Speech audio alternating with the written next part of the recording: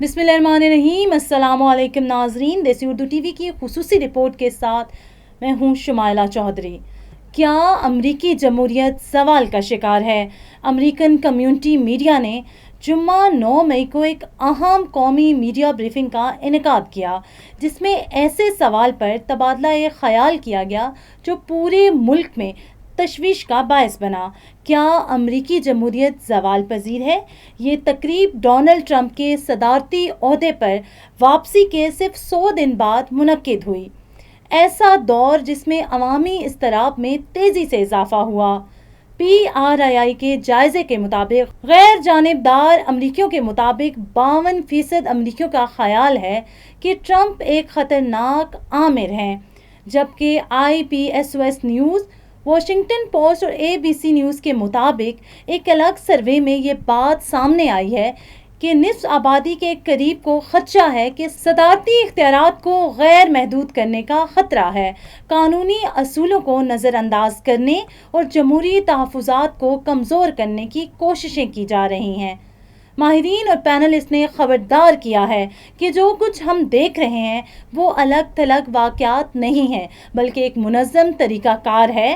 عدلیہ پر مسلسل حملے، ماہرین کی جگہ وفاداریوں کو ترجیح دینا، آزاد میڈیا کو نشانہ بنانا، حکومتی طاقت کا استعمال کرتے ہوئے اختلاف رائے کو دبانا، سیاسی اتحادیوں کو فائدہ پہنچانا۔ ان کا کہنا ہے کہ تمام علامتیں جمہوریت کے زوال کی کلاسیکی مثالیں ہیں۔ اس اہم مسئلے کی گہرائی کو سمجھنے اور امریکہ کی جمہوری اداروں کے مستقبل کا جائزہ لینے کے لیے ایک معزز پینل نے اپنے خیالات کا اظہار کیا۔ پروفیسر لوکن احمد وے بین الاقوامی سطح پر تسلیم شدہ ماہر جو جمہوریت پسندی اور آمریت پر تحقیق کرتے ہیں، انہوں نے بحث کا آغاز کیا۔ سوویت یونین کے بعد کے ممالک میں اپنی تحقیق کی روشنی میں پروفیسر وے نے کہا، جمہوریتیں عام طور پر ایک رات میں ختم نہیں ہوتی بلکہ بتدریج کمزور ہوتی ہیں۔ امریکہ میں جو کچھ ہو رہا ہے وہ ایک خاموش آمریت ہے، جہاں طاقت کو کمزور کیا جا رہا ہے، اختلاف رائے کو ہراساں کیا جا رہا ہے اور جمہوری اصولوں کو کمزور کیا جا رہا ہے۔ یہ تمام انتباہی علامتیں کتابی مثالیں ہیں۔ انہوں نے کہا کہ امریکہ کا موجودہ رجحان ان ممالک جیسا ہے جو آمریت کی طرف مائل ہو چکے ہیں۔ پروفیسر عزیز زیڈ حق، شکاگو یونیورسٹی کے آئینی اور طباقی قانون کے ماہر نے قانونی تجزیہ پیش کیا۔ انہوں نے آئینی تحفظات کی کمزوری اور انتظامیہ کے بڑھتے ہوئے اختیارات پر بات کرتے ہوئے کہا، جمہوریت کا زوال اکثر اس وقت ہوتا ہے جب قانونی نظام کو اندر سے کھوکھلا کر دیا جاتا ہے۔ ہمیں یہ سوچنا ہوگا کہ کیا ہماری عدالتیں، مقننہ اور سول سوسائٹی کسی آمرانہ ذہنیت رکھنے والے صدر کے مسلسل دباؤ کا مقابلہ کرنے کی قابل ہیں؟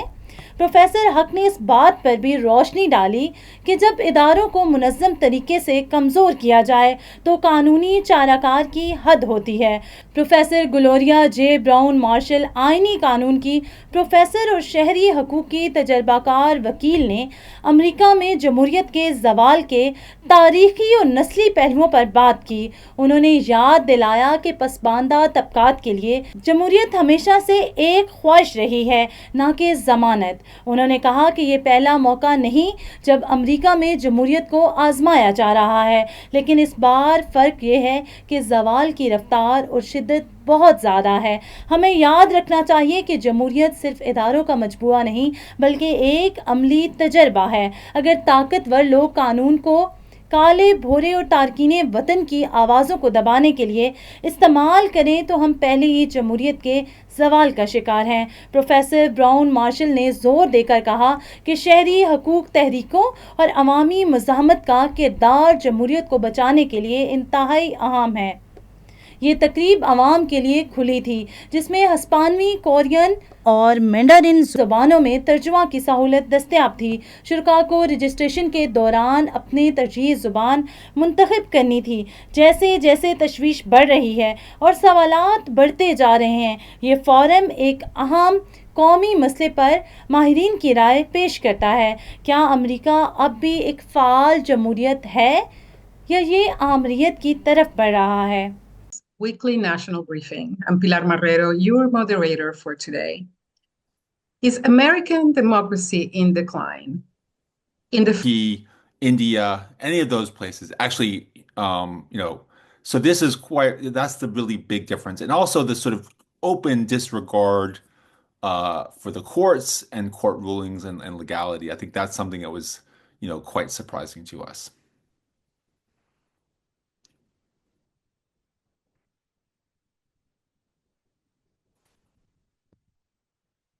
I can't hear you. Sorry. I'm so sorry. I was muted. I apologize. Did you finish? Yes. Okay, good. So I will move on to a question for Professor Hug. Professor Hug, there's been many lawsuits filed against Trump executive actions and decisions. Many judges from all political persuasions have decided against his decisions. The administration seems to be complying with some orders and not with others. What happens when a president defies judges and calls them a disgrace or rejects their decisions? Thanks, Pilar, for that question. Building upon what Professor Wei, I think, correctly described, in the first few months of the Trump administration, we've observed a pattern of both partial non-compliance with court orders and a broad-ranging, both rhetorical and legal attack on the court system to the extent it acts as a check on the executive branch. Citizens. And so now we see that the practice of constitutional crisis that was applied there is now spreading, being expanded to other groups. And as it's expanded, we begin to watch it in real time. And I think that has frightened many people who were used, or as I said, numb to the fact that constitutional rights, protections of free speech, equal protection, and other rights under the Constitution, voting rights, were being ignored for the most part, or just outright voter suppression was being allowed and ignored by the majority community. Institutions, the media, and the like. So I think that is really kind of a major, shift in American history going on, right now. Well, I'm going to go to the chat because we have a number of questions and they are great. Peter, you want to ask your question? Peter Sherman from American Community Media.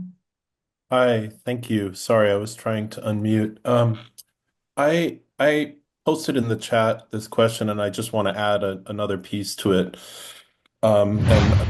देसी Urdu TV से फिलहाल कितना ही. Neurological care is a pressing healthcare challenge in Pakistan. That's why Helping Hand USA is building Kind R, a world-class hospital with 130 plus clinics that is set to establish new standards for neurological care in Pakistan. As the first phase nears completion, anticipation is growing for the launch in the second half of 2025. Give zakat and sadaqah through Helping Hand USA today and join this historic endeavor to redefine future healthcare in Pakistan.